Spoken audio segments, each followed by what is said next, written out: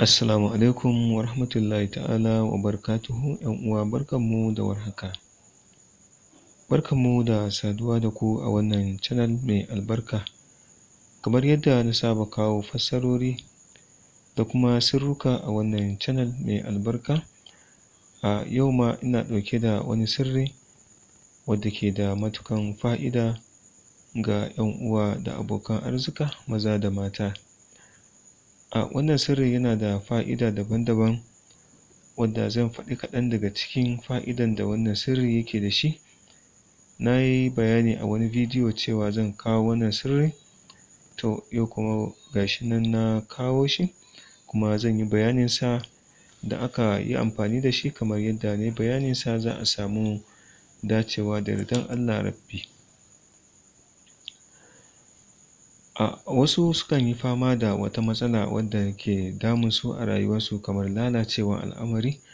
Kamar misali, idan suka yi addu'a sai su ga abubuwan baya tafiya kamar yadda suke so, ko kuma duk abin da suka sa a gaba yana lalacewa.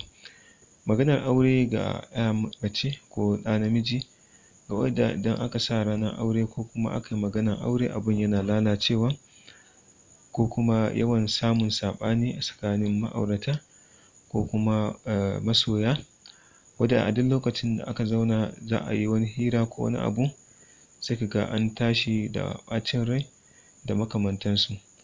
Wannan sirri idan aka jarraba shi kamar yadda zan yi bayaninsa, za a samu dacewa da yardan Allah.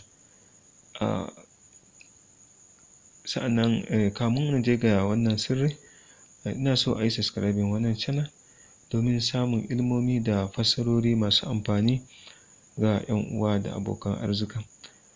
Wannan sirri na kawo shi ne ba don komai ba, domin na taimaka wa ‘yan uwa da abokan arzika. Idan ka samu wannan sirri, za ka iya taimaka wa ‘yar uwa ko ɗan uwanka wadda ke fama da wannan matsala.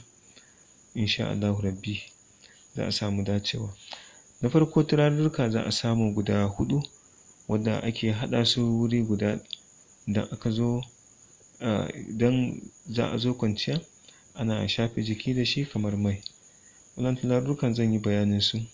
Ina so na yi bayanin yadda ake amfani da shi kamun nan na ƙirgo waɗannan turarurrukan da za a yi amfani da su.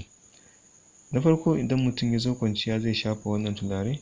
Sa'annan kuma idan ya zo wanka, bayan ya yi wanka na soso da sabulu, ana buƙatan ya ɗauki wannan turare ya ɗiga kaɗan a cikin ruwan wankansa, sai ya yi wanka da wannan turare ɗin.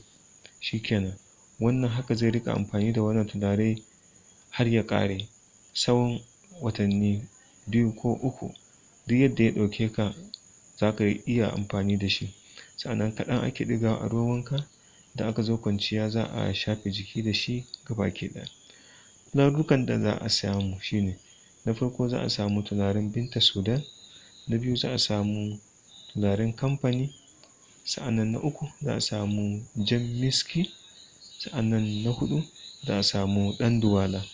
Waɗannan turarurrukan guda huɗu su ake haɗa su wuri guda, sa'annan a haɗa su, a girgije su a cikin kwalba guda ɗaya, a riƙa ɗigawa a cikin ruwan wanka kamar yadda na yi bayaninsa a farko.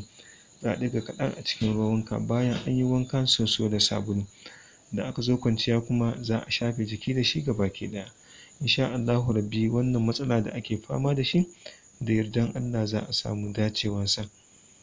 A yi subscribing wannan channel, a yi liking bidiyo domin samun sauran sirruka da muke kawowa domin taimakawa ‘yan uwa da abokan arzika. Bugu da ƙari, wannan magani yana amfani ta ɓangaren korar namijin dare, wato baƙin aljani wadda ke auren mace ya hana ta aure ko haihuwa. Wannan ma yana ɗaya daga cikin musabbabin abin da ke kashe aure ko lalata al'amarin auren wasu, ko soyayyarsu, ko neman aure da makamantansu, ko kuma lalata wasu al'amuran alkhairai na wasu mutane, musamman wani burikansu wadda suke so su cimma na rayuwarsu. Kada a yi wasa da wannan haɗi. Za a yi min godiya da sa albarka wata rana.